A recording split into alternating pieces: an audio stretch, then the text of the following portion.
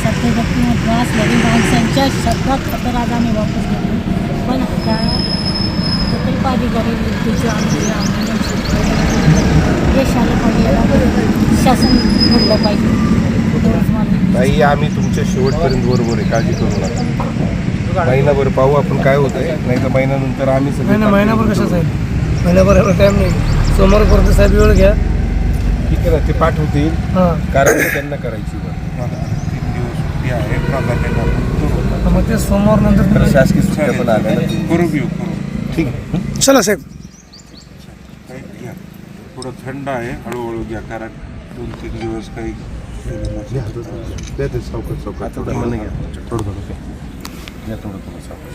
Madam तुम्ही आता उपोषण स्थगित केलेलं आहे, काय ठरलं? तहसीलदार साहेबांच्या म्हणण्यानुसार किंवा आपले साहेब बालेकर साहेब शेतकरी संघटनेचे बांगर हे आमचे भाऊच आहे. तर यांच्या सगळ्यांचे विचार आहे. तसं पाहायला गेलं तर कायद्याचं कुठल्याही आम्हाला न्याय नाही. त्याच्यामुळे ते हे जो प्रकार घडला तो त्याला कारणीभूत तेच घडला की काही गोष्टी आम्हाला कायद्याचं ज्ञान नसलेले तो हे प्रकार त्याच्यामुळे एवढं वाढलं. आता ह्यांचे सगळ्यांची सोबत बघूया. यांच्या म्हणण्यानुसार जे की 8-10 दिवसात त्यांनी जर काही ॲक्शन नाही घेतली तर मग यांच्या मदतीने पुन्हा आपण त्याच्यावरती कारवाईला पुन्हा आपण काहीतरी करणार आहोत. धन्यवाद मॅडम. भाऊ तुम्ही उपोषण स्थगित केलेलं काय ठरलं? थोडा वेळ देऊया कारण पुढे सणसूद आलेली आहे. त्यानिमित्तानं आपण 2-4 दिवस थांबणार आहोत. सोमवार मंगळवारच्या पुढे तहसीलदार माननीय तहसीलदार साहेब API साहेब हे पुढे वरती काही अहवाल पाठवतात त्याच्यावर डिपेंड राहून आम्ही पुन्हा उपोषण चालू करणार. प्रभाकरची बांगर तुमची मध्यस्थी यशस्वी ठरली, तुम्ही काय सांगाल? नाही, विषय असा आहे की सर सलामत तो पगडी पाचास. शेवटी या लोकांचं आरोग्य महत्त्वाचं आहे. आमचा लढा थांबलेला नाही. मी त्यांच्याबरोबर शेवटपर्यंत असणार आहे. ज्या अधिकाऱ्यांनी ही मगरुरी केलेली आहे किंवा हे सगळे प्रकार जे केलेले आहेत त्यांच्यावर निश्चितपणाने चौकशी होऊन कारवाई झाली पाहिजे या भूमिकेवर आम्ही ठाम आहोत. आणि जर वरिष्ठ कार्यालयाने दखल घेऊन त्याची चौकशी होऊन कारवाई झाली नाही मग मात्र याच्याहीपेक्षा तीव्र स्वरूपाचं आंदोलन या ठिकाणी केलं जाईल. या आदिवासी बांधवांबरोबर, या माता भगिनींबरोबर आणि या भावांबरोबर आम्ही पूर्ण ताकदीने आमचे सगळे कार्यकर्ते त्या ठिकाणी उतरतील आणि मग याच्यापेक्षाही पूर्ण ताकदीनं आंदोलन त्या ठिकाणी केलं जाईल. जोपर्यंत अशा मुजोर अधिकाऱ्यावर कारवाई होत नाही तोपर्यंत हे आंदोलन थांबणार नाही.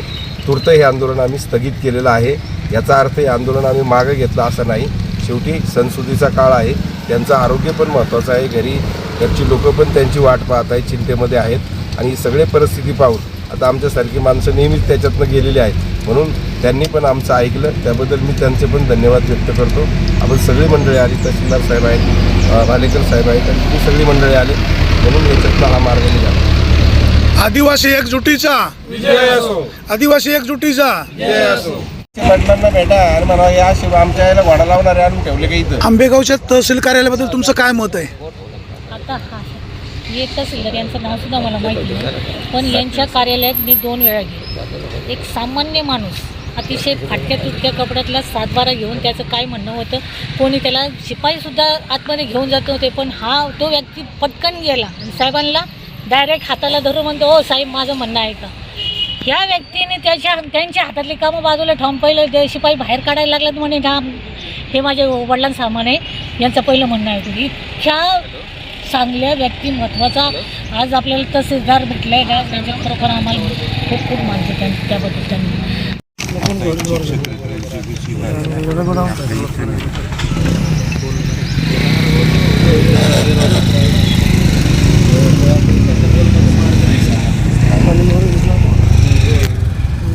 आपसत नका बोलू. मॅडम तुम्ही बोला ना, तर तहसीलदार इथं आहेत, तुमची व्यथा मांडा ना. काय आलं सर, आता हे मध्यंतरी टेंडर निघाले.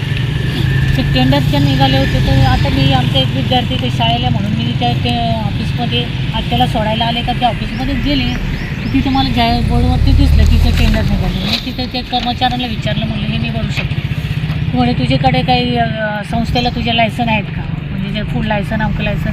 तिथे म्हणे तुम्ही दुसऱ्या दिवशी उठले आणि ते सगळं आणून दाखवलं आणि रीत सर आपलं त्यांनी ज्या पद्धतीने सांगितलं त्या पद्धतीने मी टेंडर भरलं.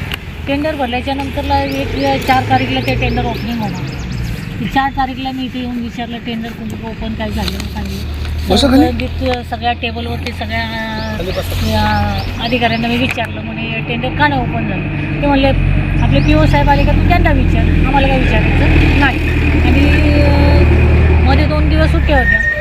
मी नंतर परत दिवसभर बसले ते आता येतील मग येतील. आज जसं त्यांनी सांगितलं की मीटिंगला कधी येतात कधी नाही, तसं त्यांनी मला तिथे दिवसभर बसून ठेवलं. नंतर 2 दिवस सुट्ट्या होत्या. तिसऱ्या दिवशी मी ऑफिसला आले. ऑफिसला आल्याच्या नंतर जेव्हा त्यांना मी विचारण्याला गेले की टेंडरचं काय करायचं, ते म्हणे त्यांनी मला डायरेक्ट हे उत्तर दिलं की आदिवासी समाजाला म्हणे आम्ही टेंडर देऊ शकत नाही. आणि तिथं मी टेंडर आदिवासींची तोंडं बघायला आलेलं नाही. तुला टेंडर पाहिजे असेल तू सर आम्हाला पाकिट भरा आणि आम्हाला मी सांगेल त्या ठिकाणी घेऊन यायचं. आणि या पद्धतीने मला हाकलून दिलं. तो मानसिक धक्का मला जेव्हा बसला ना त्याच्यानंतरला मी खरोखर मला अतिशय फार दुःख झालं. हां, आणि त्याच्यानंतरला मी पोलीस स्टेशनला अर्ज दिला की या असा प्रकार घडतो आहे, मी काय करायचं. हां, त्याच्यानंतर त्याने ना अर्ज दिला. त्यानंतर मी साहेबांना भेटायला गेलो तर मी वळसे पाटलांकडे गेलो.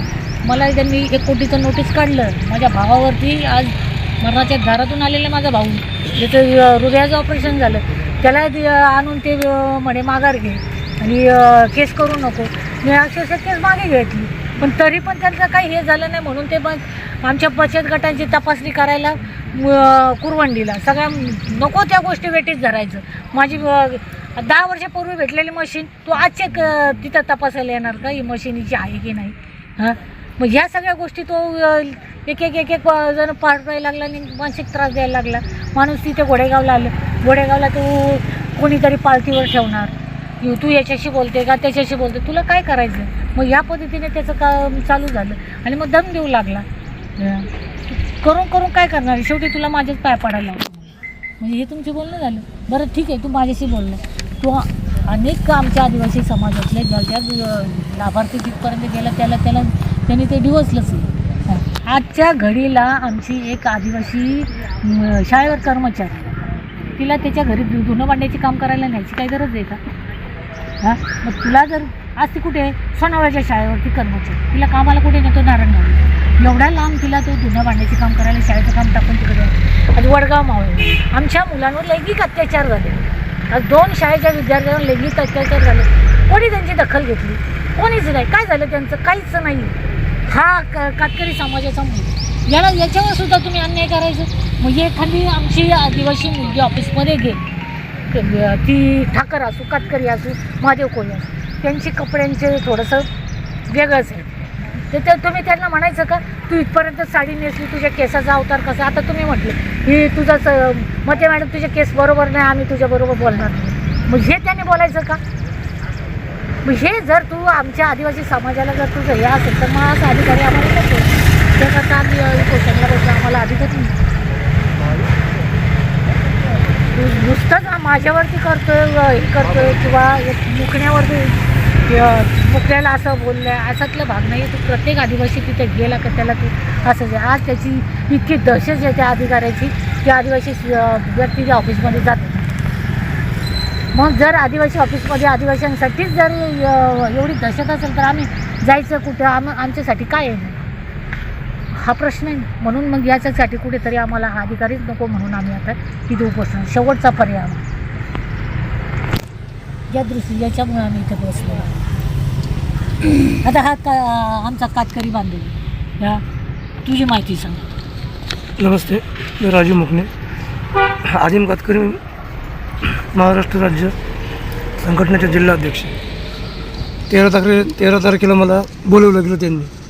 13 फेब्रुवारी 13/9/2024 रोजी मला त्यांनी बोलवलं. माझ्या विरोधामध्ये निनावी तक्रार होती. त्या निनावी तक्रारी संदर्भात त्यांनी मला बोलवलं, सुनावणी ठेवली. आता मी काय सरकारी कर्मचारी नाही माझी सुनावणी ठेवायची, हे मला असं त्यांनी फोनवर पण सांगितलं पाहिजे होतं. म्हणजे तुमच्या विरुद्ध तक्रार आहे, तुम्ही पैसे घेता मग कामं करता. ठीक आहे म्हटलं, माझ्या विरोधामध्ये तक्रार तुम्ही ती माणसासमोर बोलवा. आज माझी गाडी आहे, आज गाडी जर मी समजा कलेक्टर ऑफिसला घेऊन गेलो तर ती गाडी काय त्या गाडीमध्ये पाणी टाकणार आहे का. 5,000 भाडं आहे जुन्नर ते पुणे. त्या गाडीचं भाडं मी 5,000 घेतले, तो माझ्यावर आरोप ठेवला. म्हणे रेशन कार्डचे 500-500 रुपये घेतले, पण तसं काही झालेलं नाही. जुन्नर तहसील कार्यालयाने मोफत हे वाटलेली रेशन कार्ड. मी माझ्या संघटनेच्या माध्यमातून ते मोफत काम करतो. जातीचे दाखले, रेशन कार्ड. कारण माझ्या समाजाला कागदपत्रांपासून हे वंचित आहे, अजूनही वंचित आहे. मग साहेब जर असं जर समाजकार्य केलं आणि असं जर आरोप व्हायला लागले तर मग ते काम करण्यात मजा नाही आहे. आणि असे अधिकारी जर आले आणि भर स्टाफच्या समोर जर आमच्या आईला घोडी लावायला लागले तर मग आम्ही ह्या कार्यालयामध्ये यायचं कोणाच्या भरोश्यावर. आणि त्यात दुसरा विषय, आम्ही तक्रार केली पोलीस डिपार्टमेंटला, त्याचीसुद्धा दखल घेतली जात नाही. त्यानंतर आम्ही 26 तारखेला DYSP साहेब मांडवे साहेब त्यांच्याकडं 19 तारखेला आम्ही तक्रार केली, त्याचीसुद्धा अजून काही तक्रार पण नाही, आम्हाला काही नोटीस पण नाही आणि कोणत्याच प्रकारचं हे झाले नाही. पण त्यानंतर आम्ही मुंबई मंत्रालय गाठले आणि तिकडे मंत्री महोदयांचा वारंवार पाठपुरावा चालू आहे. आणि त्याचं एक असं म्हणणं आलं की आम्ही त्याला ब्लॅकमेल करू, असं बोलून जर आम्ही त्याला ब्लॅकमेल करत असतो तर आज या ठिकाणी जवळजवळ 20-25 वर्ष झाले 20-25 अधिकारी आले असतील, गेले असतील. मग त्यांनी का नाही असा आरोप केला आमच्यावरती का या मुलांनी आमच्यावरती ब्लॅकमेल केलेलं आहे. आज काय आम्ही बाहेरून येतो आहे का? आम्ही इथलेच आहेत, आम्हाला ऑफिस म्हणजे आमच्या घराशेजारी ऑफिस आहे, मग आम्ही येतच असेल नाही ती, मग त्यांची काय तक्रार नाही. आणि हा धडाधड लोकांना सांगत राहतो की ही ब्लॅकमेल करते. आम्ही जर मेलर असतो तर मग याच्या अगोदरच्या अधिकाऱ्यांनी हे केलं असतं. आम्ही जर टेंडरची कामं करत असतो तर याच्या अगोदर आम्हाला अनेक टेंडर भेटले असते आणि त्यानुसार आम्ही यांच्यावरती काही दडपण आणलं असतं, काही केलं असतं. आज हे पहिल्यांदा आम्हाला भेटणार म्हणजे टेंडर हा विषय आम्हाला माहितीच नव्हता आणि आम्ही त्याच्या भानगडीतच पडत नव्हतो. यांचे वरिष्ठ अधिकारी कोण आहेत? ठाण्याला कदम म्हणून. मग त्यांच्याशी तुम्ही बोलले? नाही, याच्या अगोदर ते जे होते 1-7-8 दिवस झाले आले, ते बदली झाले. आणि प्रश्न असा आहे की समजा हे जे काय म्हणाले, तुम्ही काय म्हणाले, हा एक चौकशीचा भाग आहे. जर स्वतंत्र अधिकारी नेमण्याची जर चौकशी केली तर दोषींवर कारवाई होईल आणि तहसीलदार साहेब इथे, PI साहेब इथे, मार्ग निघेल ना. हा, मग त्यांना आम्ही ते फोनवर त्यांना फोनशी कॉन्टॅक्ट केलं, सगळं केलं. तुम्ही आता नंबर द्या, आपण त्यांच्याशी आता आम्ही बोलतो, आपण मार्ग काढू ना. चालेल ना, आम्ही नंबर आहे.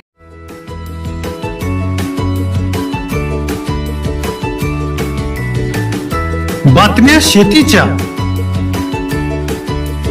बातम्या मातीच्या, बातम्या अन्यायाच्या, गुन्हेगारीच्या,